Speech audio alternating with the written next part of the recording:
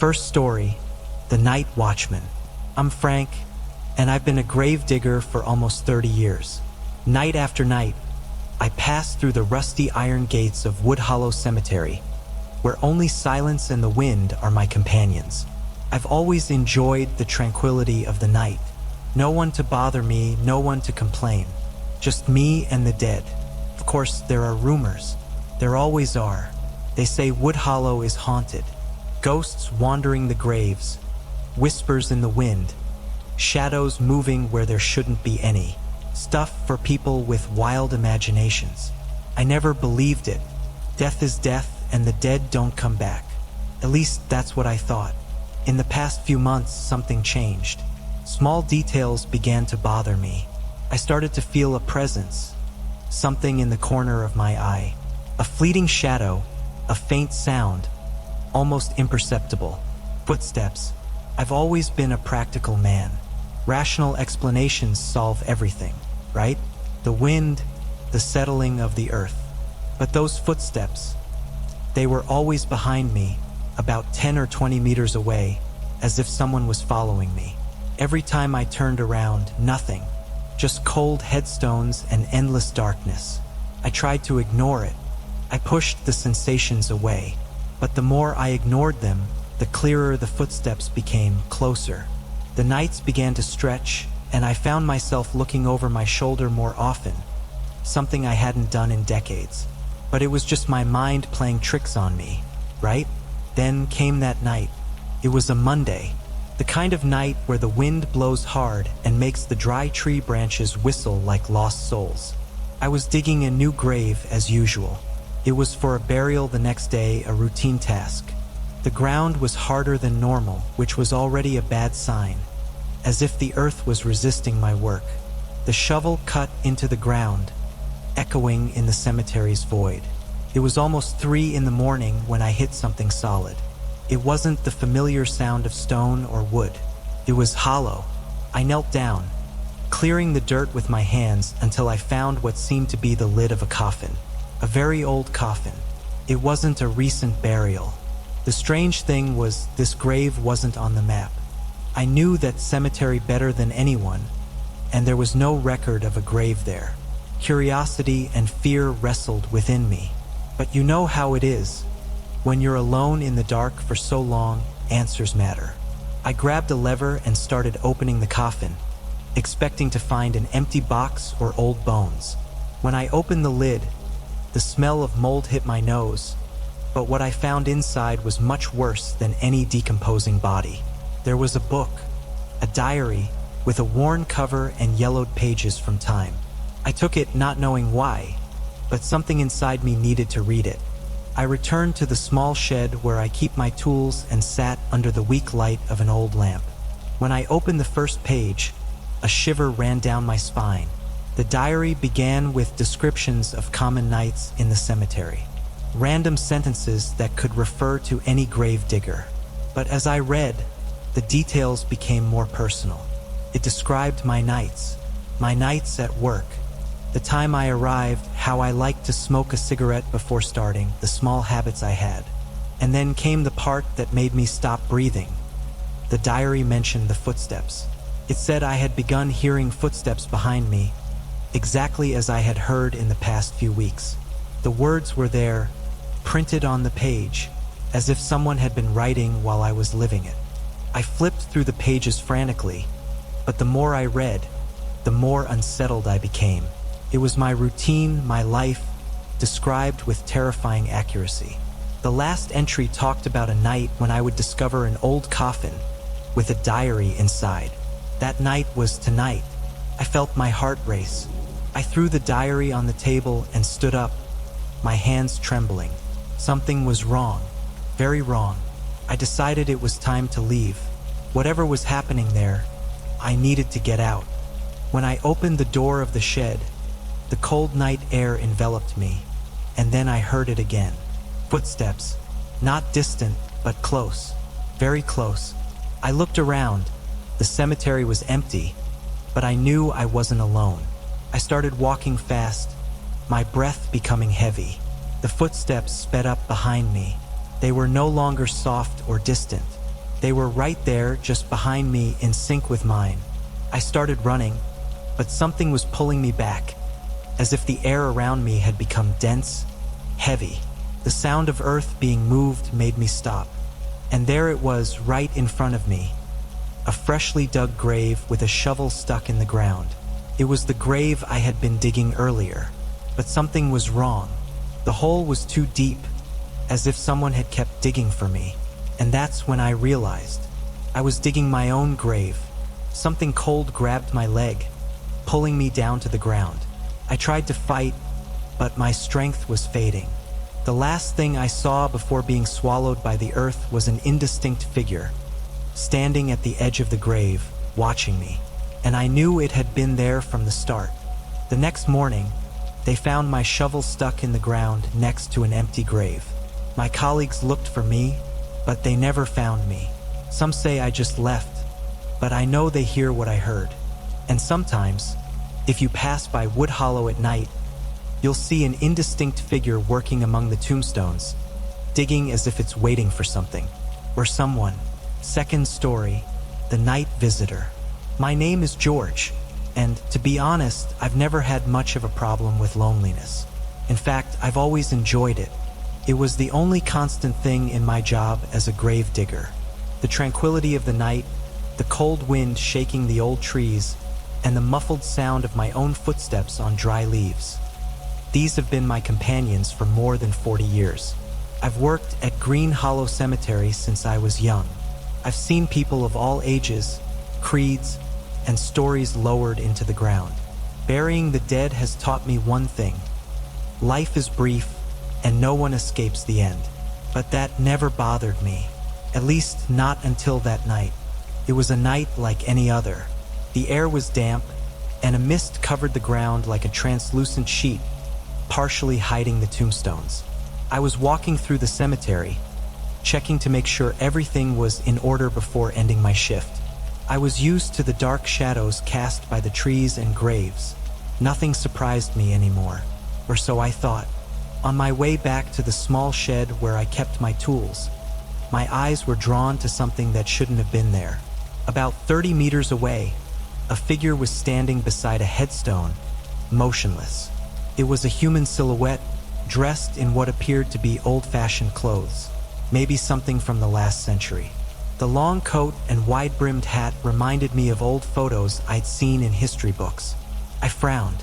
It was late for visitors, and I normally would have closed the cemetery gate by now. Who could that be? Perhaps someone who had lost track of time while visiting a loved one's grave. Strange, but not impossible. I decided to approach. As I walked toward the figure, I noticed it wasn't moving. It just stood there, staring at the headstone. My footsteps echoed on the damp ground, the sound muffled by the night's silence. When I was a few meters away, I called out, "Hey, friend, everything okay?" The figure didn't respond, didn't move. I got a little closer, feeling a slight tension settle in my shoulders. Something was wrong, but I couldn't figure out what. When I finally reached the headstone, my eyes fell on the name carved into the time-worn marble. A wave of cold surged up my spine. The tombstone was old, moss covering part of the surface, but the name etched on it was perfectly visible: George Williams. My name. For a second, I thought it was a coincidence. It wasn't an uncommon name, but as I got closer, my eyes fell on the date of birth. Exactly the same as mine, and just below that, the date of death. It was today. My heart seemed to stop in my chest. What had looked like a statue of flesh and bone next to me began to move slowly. The figure turned its head toward me, revealing a pale face, almost featureless, as if it had been carved from the marble of the tombstone itself. Its eyes, if they could be called that, were dark pits, empty, lifeless. I stepped back, my body paralyzed by the growing fear that surged through me like an electric current. I tried to mumble something, but my voice died in my throat. My instinct told me to run, but my legs felt stuck to the ground. Finally, my body reacted. Without thinking twice, I turned and started running toward the cemetery gate. The cold cut my skin like knives, and I felt as if something was right behind me, chasing me. The cemetery gate was just a few meters away when I realized the unthinkable. It was locked. Thick, rusty chains were wound around the lock, preventing any chance of escape. I knew I hadn't locked the gate. Not yet. My desperation mounted. I pulled at the chains with all my strength, trying to break them, but it was useless. When I looked over my shoulder, the figure was slowly approaching. Every step was deliberate, as if it knew I had nowhere to go. I felt the ground open beneath my feet as my hands sweated, slipping on the gate's chains. Finally, I fell to my knees, exhausted and hopeless. My body seemed to no longer respond, as if it had given up. The figure was now very close, and I could smell the damp earth around it, as if it were soaked into its being.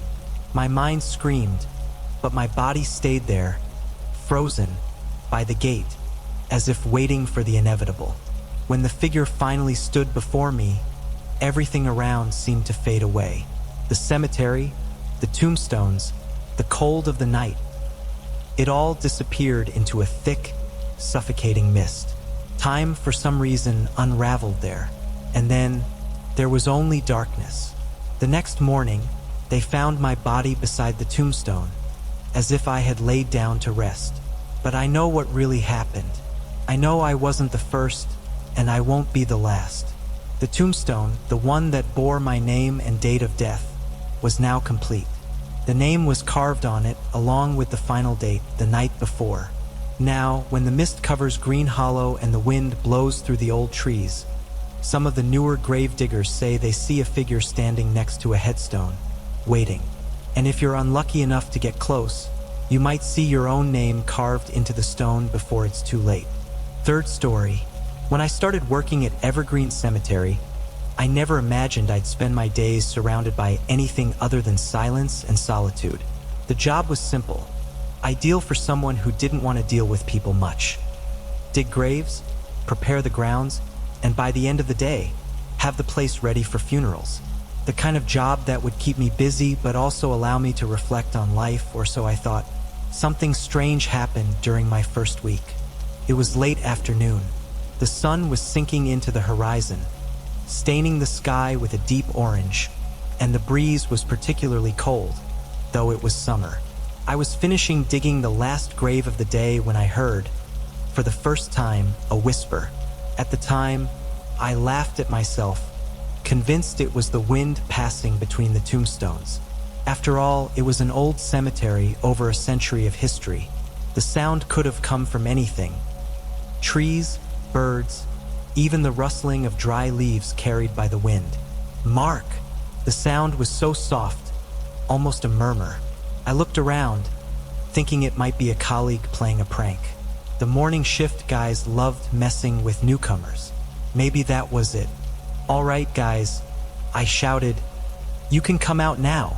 But the silence that followed felt dense, heavy. I shook my head, finishing the job quickly.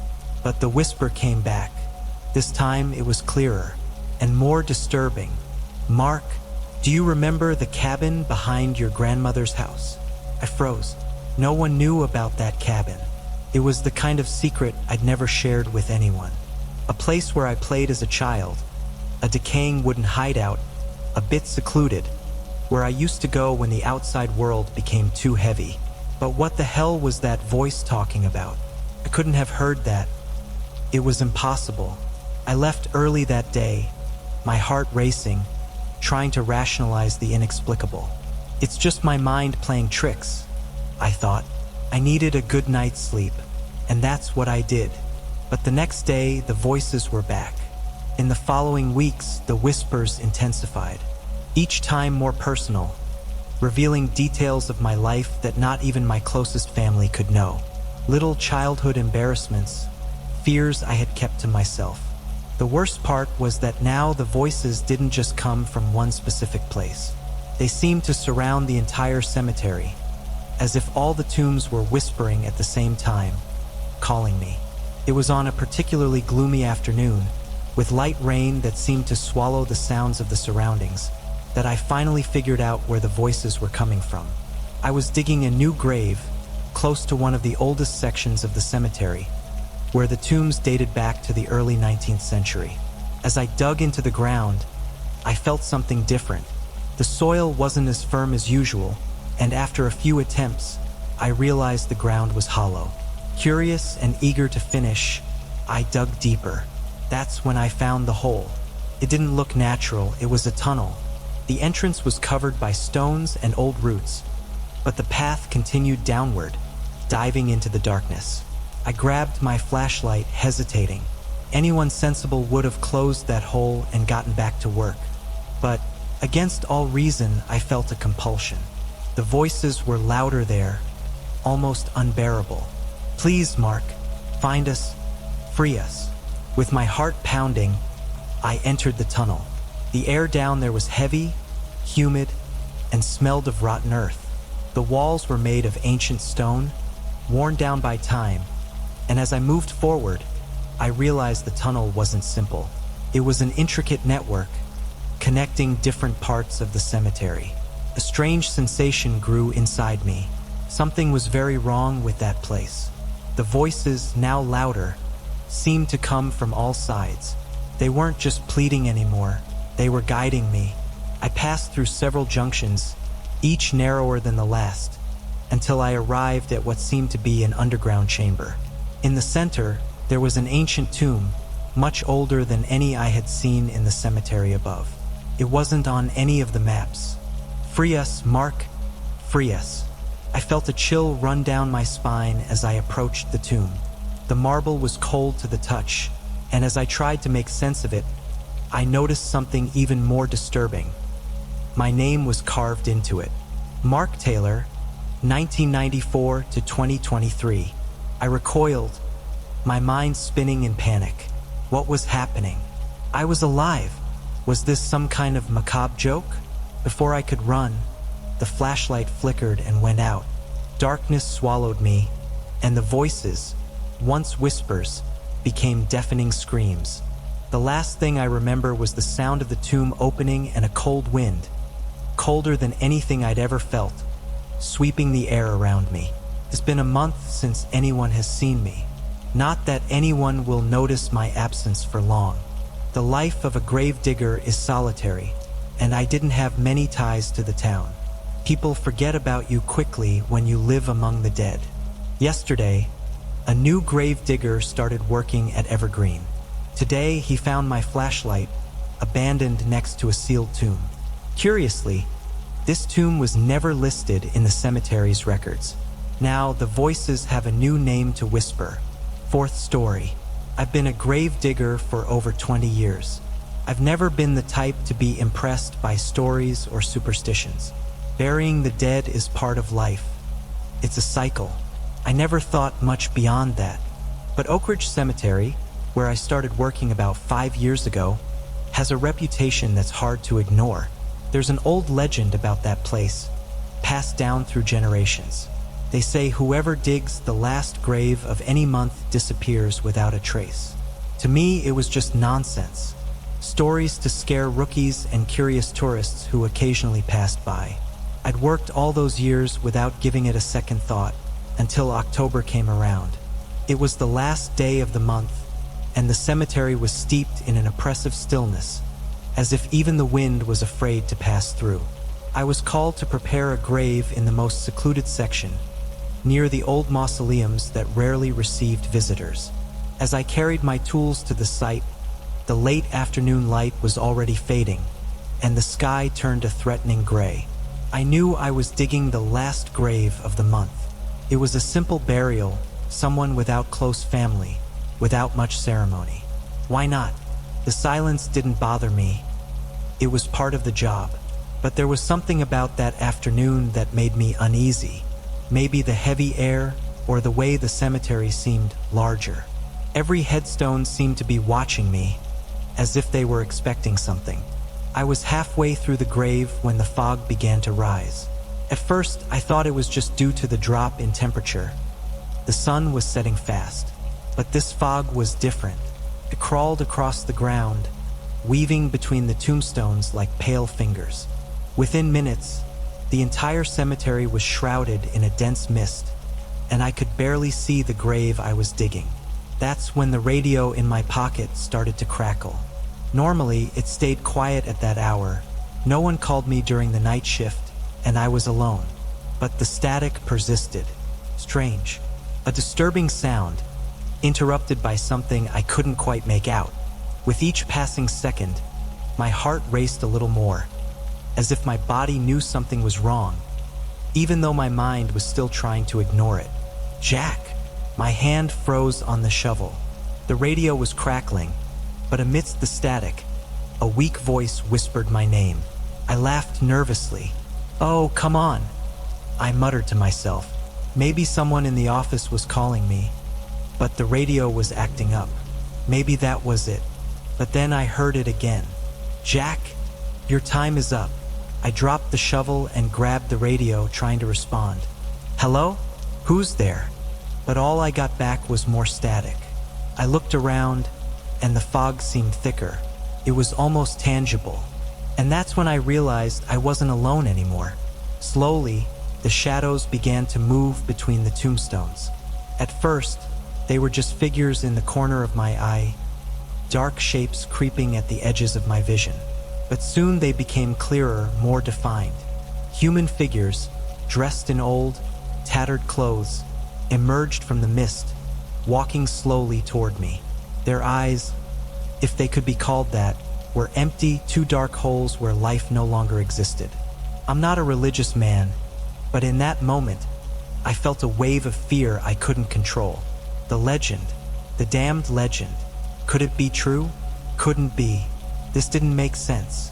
Everything I had always mocked was now right in front of me, and I had no idea what to do. The figures moved slowly, but with purpose, as if they knew exactly what they were doing, as if they'd been waiting for me. The radio still emitted sounds, voices whispering amidst the static, growing louder and clearer with each passing second. "Jack, your time is up. It's time." I didn't think twice. I grabbed my lantern and ran toward my truck, which was parked at the cemetery gate. My feet sank into the damp ground, and the fog seemed to try to swallow me. But I was only thinking about one thing: getting out of there. I jumped into the truck, started the engine, and with one last glance behind me, I saw the shadows still advancing, now closer, emerging from between the tombstones as if the very ground were spitting them out. I hit the gas and sped toward the main gate. When the gate appeared in the truck's headlights, I felt a momentary relief. I was almost out of there. I had survived. But as soon as I passed through the gates, something strange happened. It didn't take long for me to realize the road ahead seemed too familiar. I looked in the rearview mirror, and my eyes widened. The cemetery gate was still in front of me. "This doesn't make sense," I murmured, gripping the steering wheel tighter. I should have been out. The gate was supposed to be behind me, not in front. Even so, I kept driving, sweat dripping down my face. No matter how far I drove, no matter how fast I went, the gate never moved. It was as if the road was folding in on itself, as if I were trapped in a loop, going around in circles. The radio crackled again. "You can't escape, Jack." I looked again in the rearview mirror, and this time I saw something that froze my blood. The figures were there, getting closer even inside my own truck. The fog surrounded them, distorting their forms, but their empty eyes were fixed on me. I stopped the truck, the engine still rumbling, but my hands were shaking. The gate was there, just a few meters away, but now I knew. No matter how much I ran, no matter what I did, I would never leave. The cemetery gate would never open for me again. And it was in that moment that I understood the curse. The last grave I dug, it wasn't for anyone else. It was for me. Now, I'm just another shadow, waiting for the next grave digger who thinks they can escape.